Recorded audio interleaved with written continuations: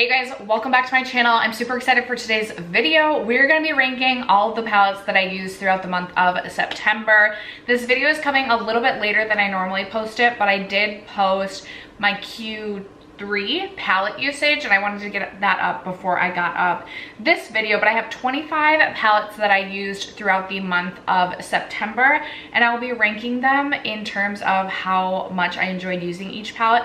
I tell you guys, every single time I film this video, depending on the month or even depending on the day, I could rank these palettes totally different. It's just kind of like what I was in the mood for in September. But I do just like to chat through and rank these palettes with you so that you can see I'm getting use out of new palettes to my collection, but also like loving things that are older in my collection as well. So that is what this video is about today. If you're interested, stay tuned. First, if you haven't yet to subscribe to my channel and you like project planning content, palette themed content, or just chit chatting about makeup, I'd love if you'd consider subscribing before moving on. And other than that, let's jump into the video.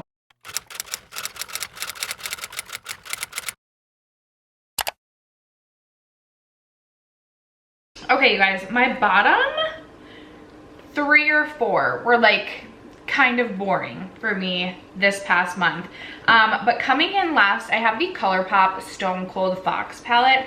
I feel like this is a palette in my mind, I'm like, I really should love this, but I just never find myself reaching for it. And I don't know if it's because it's like more cool toned than I typically like to go, but perhaps I need to, like when this gets rolled into No Pan Left Behind, hopefully, fingers crossed, maybe that'll happen before the end of the year, even though it's 30 shades and that intimidates me. But I look at some of these shades, like especially these first 2 rows, and they look so pretty.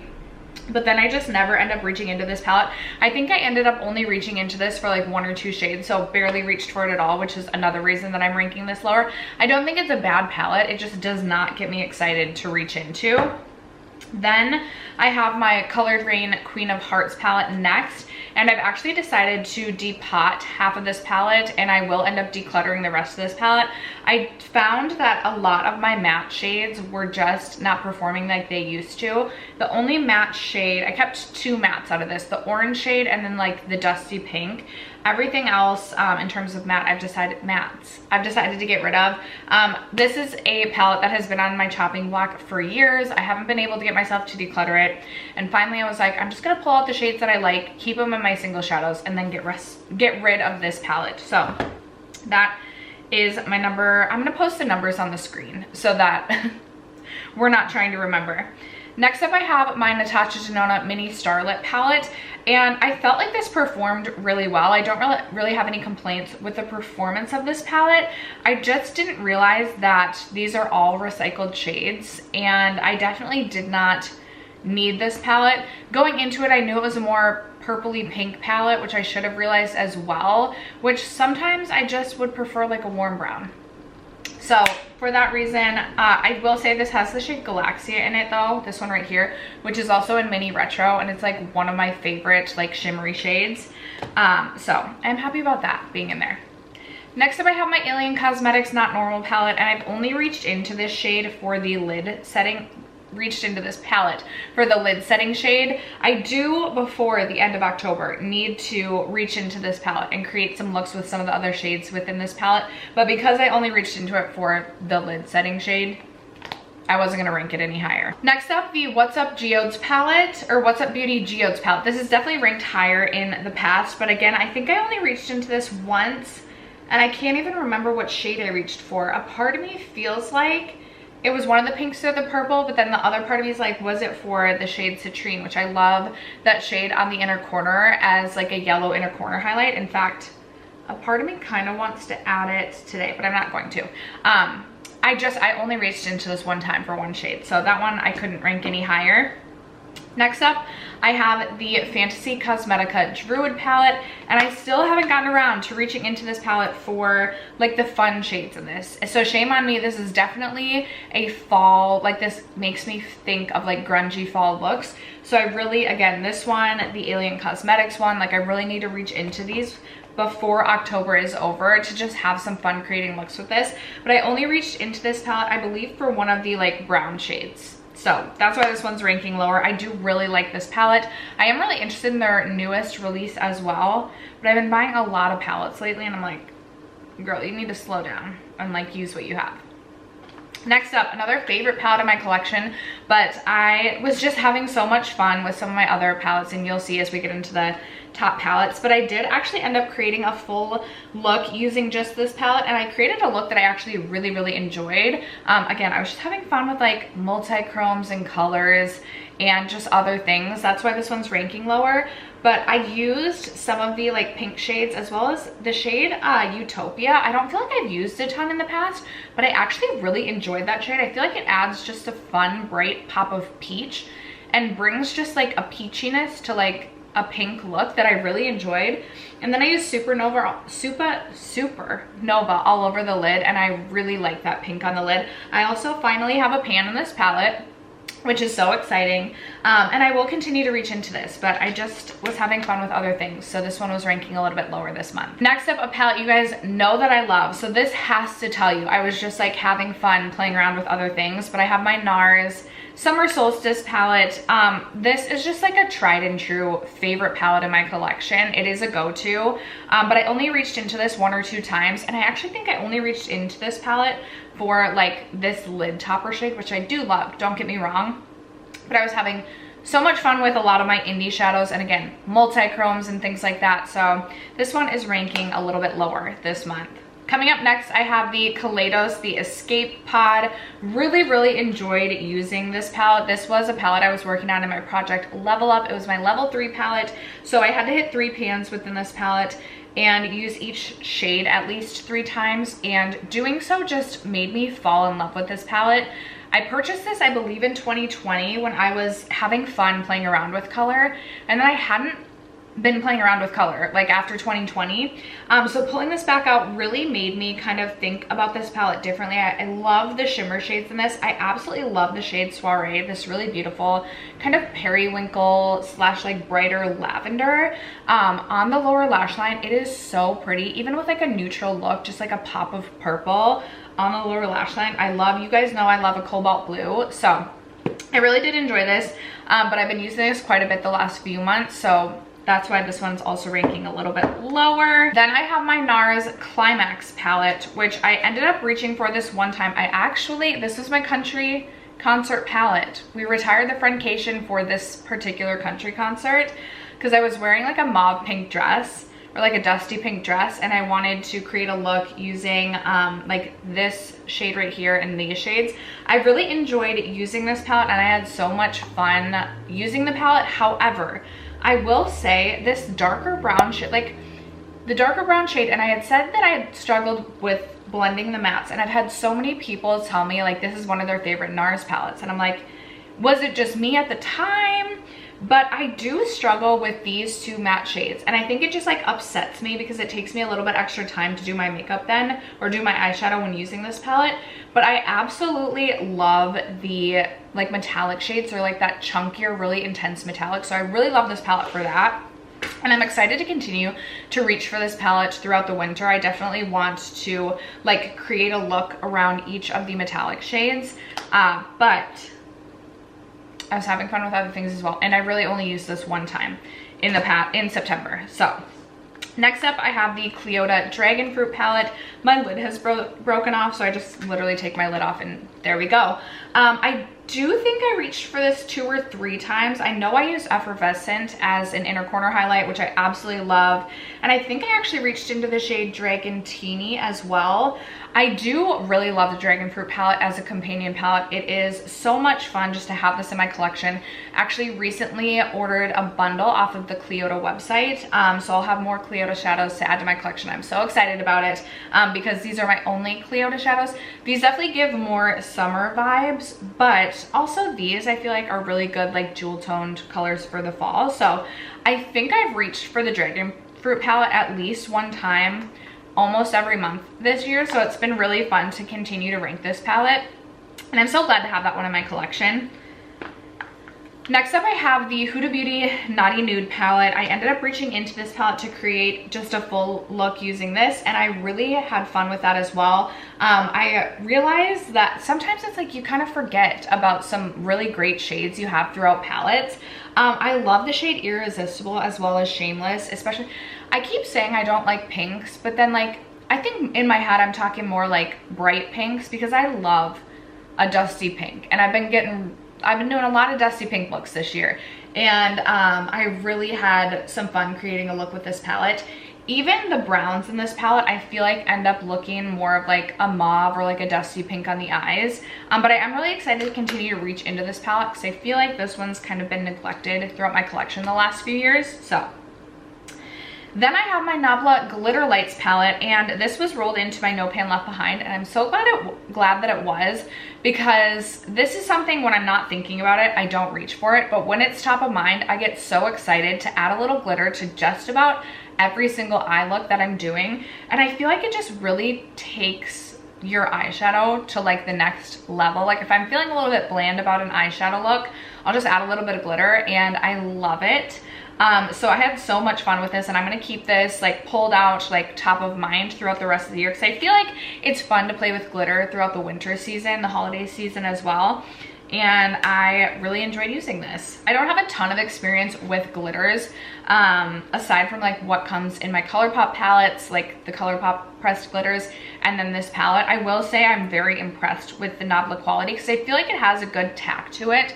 I still always lay down like a glitter glue as well, but I definitely prefer this to like a pressed glitter in a ColourPop palette. All right, then I have my Urban Decay Naked Honey, and I ended up pulling this to create this really beautiful like honey gold look, and I loved it, and it definitely made me want to continue to reach into this throughout the fall season. This is another palette I used to really love, and I just feel like has kind of gotten neglected throughout the years now, so I was glad to pull it out, create that look, loved it, and definitely want to create some more looks throughout October and November using the Naked Honey. Then I finally got around to using my Pat McGrath, is it the Sublime?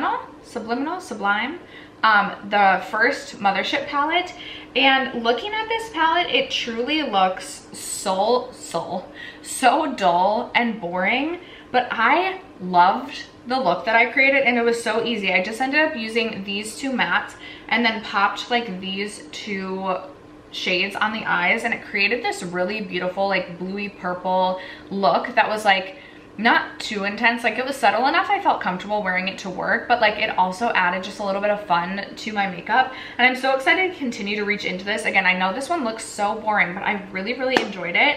You guys have also commented some looks to try with this palette as well that sound so beautiful, so I'm excited to continue to reach for that. I also feel like the tones of that palette are also just really good for the winter time, so I know I'll be reaching for that one some more in the months to come. We are now into the top 10, so coming in at number 10, I have the Glamlite Scooby-Doo 2 palette, and I only reached into this palette a few times. I did a couple, I actually think, yeah, this shade right here right now is my nail polish. I reached into this 2 times, maybe 3, for nail polish, and then I did a look using this row right here, and I actually loved that look. I was a little bit intimidated, especially as I was creating it, because I don't really like using like a red that frequently on my eyes. Like I don't have a lot of experience using red. This one did take some building as well, but I loved the look that I ended up creating using this palette. I'm very excited. I would like to continue on and create a look with each row within this palette as well before giving my final review, but really enjoyed this one and excited to continue to reach for that. Then coming in at number 9, I have the Nomad Cosmetics Okavango Safari palette. I love the color story. I was a little bit nervous with this because when I swatched this palette, the shades felt really dry. And I will say the metallics are not like the most intense metallics you're gonna find, or throughout my collection at least. So I don't wanna say I was disappointed in that, but like sometimes I get excited, all the time I get excited for indie shadows because I feel like they just have like the best shimmery shades, and I wouldn't say that necessarily with this specific palette. for Nomad. There's another palette I'm very excited to talk about, but I had really good luck with this. I was a little bit worried as well because in past palettes from Nomad, one palette, the Nomad Fire and Ice, I did not have a great experience with that, and my shades or my eyeshadow just didn't last very long. It didn't have good wear power or staying power. I did not have that same experience with this palette. I felt like my eyeshadow lasted all day. It didn't like smudge or wear off. And I really love the color story. So this would be my number 9 for September. Coming in at number 8, I have the Flora Story from Odin's Eye. I am so mad at myself that I waited so long to get around to this palette. I created a look with this using, like I did purple on the top with a pop of teal on the bottom, and I just loved the way the look turned out. I have not yet used every shade within this palette, but I'm very excited to play around with the greens in this palette because I love green eyeshadow. So this one, I anticipate you'll see again in October, and this one might rank even higher at that time. Coming in at number 7, I have my Natasha Denona Gold palette. Another just tried and true palette in my collection. I love it so much. It's like my perfect brown matte shades in a palette, and then you also have just these like pops of fun greens and golds, and I just love this palette so much. There's like not a whole lot more to say about it other than like I just love it so much. You'll see I was just having fun again with like some special multi-chrome shades, and that's why this one's ranking just a wee bit lower. Coming in at number 6, I have my Adept Cosmetics Ninhadrin palette. I might be butchering that. I love the Adept palettes, especially for companion palettes, but I actually ended up creating a full look with this. I did a purple and gold look for the Vikings season opener. It didn't help them win by any means, and I just like, I don't feel like I can even talk about the Vikings at this point in time, like, oh my goodness. But I just love this palette. I still need to get around to using like these 2 shades and these 2 shades. Looking at the shades, I'm like drooling and just can't wait to get them on my eyes, but I just love this palette. It's a favorite special palette in my collection, and anytime that I'm getting use out of that palette within a month, I expect that it will rank at least in the top 10. You guys, this palette doesn't need a lot of introduction, a lot of saying. It's my Danessa Myricks Lightwork Volume 3. Yes, I did order the Lightwork Volume 5, and I'm so freaking excited about this. I love this palette so much. Again, a companion palette that just has some really unique, beautiful multi-chromes in the palette. I love it so much. It's always a favorite when I reach into that palette. I just like what it adds to a look. So that one is my number 5. Coming in at number 4, I finally got around to testing out my Glaminatrix Nocturnal palette. I ordered their rose, oh my gosh, the rose one, Romantic Rose palette that just released, and I cannot wait for that because Glaminatrix has just such a unique, special shimmer metallic formula, and the shimmers in that palette look so beautiful. And speaking of beautiful metallic shimmers, this one has also got that, and I just like the spooky color vibes. Like this, the color story of this just gives me spooky season vibes, and I had so much fun just stepping outside of my comfort zone, playing around with some of these colorful mattes. But even if you're not comfortable with like the colorful mattes within this palette, this Milky Way shade I can add to just a neutral look to give a pop of like a pink and blue sparkle to the eye, and it's so intense and so beautiful. I love the shade Luna and Dusk. I love the whole palette. Had so much fun with this one. This one is my number 4. Coming in at number 3, I have another Natasha Denona palette. This palette, I'm so glad I finally pulled out and started to show it some love again, because this was getting so neglected, and this is just solid quality. I feel like sometimes Natasha Denona can be a little bit hit or miss, even within like their neutral browns. Still love Natasha Denona, still like a top eyeshadow like quality in my opinion, but there's some palettes that I'm like, eh. This palette just all around is just solid, especially for everyday, just like that workhorse basic B sweatpants of makeup. Like you can rely on the palette. You don't really have to put much thought into it. You know you're gonna get a good look. It's not gonna take you a long time to get there. It's not gonna take a ton of blending. It's just such a good palette. And I created some looks that I just absolutely loved. Not anything like super special by any means, but just love the Biba. Coming in at number 2, I have another one from Nomad Cosmetics, and when I saw this release, I just knew I could not deny this gorgeous color story. This is just so perfect. Like, this color story is like 10 out of 10. I feel like I couldn't dream of a more perfect color story. I like that it's cool toned. I love these two like these two like cool toned brown, just so good. And then I like the blue and the green. It's so good. The shimmer shades in this have almost like a cream to powder sort of texture to it. It reminds me of the Adept Cosmetics Minka formula, that it literally is like creamy to the touch. It's so intense and so metallic on the eyes. I literally cannot wait to continue to play around with this palette because I've been so impressed. And I will say, I was not a Nomad fan going into this year, but I really have enjoyed. I definitely would recommend the Ghost Town over the Okavango, but both I've really enjoyed, and this is my number 2 favorite from September. And then coming in at number 1, I have my Danessa Myricks Lightwork Volume 4. Let me tell you guys, I was thinking about waiting until this 4VIB sale to purchase the Lightwork Volume 5, but then there was a part of me that was like, what if something terrible happens and I can't get the Lightwork Volume 5 during the VIB sale and it's like sold out? Like, I need to have that palette. So I just bought it on launch day. I think I got like early access as a Sephora VIB member, and I was like, I'm just buying it because I don't want to miss out. This is the Lightwork Volume 5, and I really I had reached into this some throughout this year, but this past month I was doing nail polish with some of these shades and just really started to experiment and play around with this palette.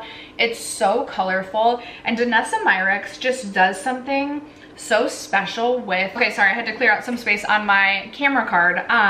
She does something so special with her shades. They are like, I truly have never felt, and I'm not exaggerating, something so smooth. Like, just, it's like when you touch it, it is so smooth, and it just, I don't know. The shade Sixth Sense and Out of Body, like Out of Body as a nail polish is the most gorgeous, like green to teal sort of shade. It's so pretty. I really like the shade Trance for like a purpley blue shade. I wanted to use this shade Heaven on the lids. So these 4 shades are all like, these 2 are like water activated. These are interesting. And I get that they're not for everyone, but I am not the most well-versed, skilled person with eyeshadow, and I'm still like excited to play with these. I've had some really good luck with Aura, oh my gosh, Aura and Intuition, but I am kind of glad that in the Lightwork Volume 5 we don't have like these like water activated shades. It's just like a split pan, so you get like extra shades. Regardless, I will continue to play around with the Lightwork Volume 4 and 5 throughout the rest of the year, and I know you cannot get the Volume 4 anymore. I was looking that up, but if you have this, pull it out because it is so good. But after that, you guys, that is going to wrap up and conclude my September palette ranking, all of the 25 eyeshadow palettes that I reached for in September. Would love to know, what was your least favorite and favorite palette that you used throughout the month of September? Let a girl know in the comments below. Other than that, thank you guys so much for sticking around to watch today's video and for supporting my channel, as you guys always do. I love you guys so much, and I will catch you in my next video. Bye.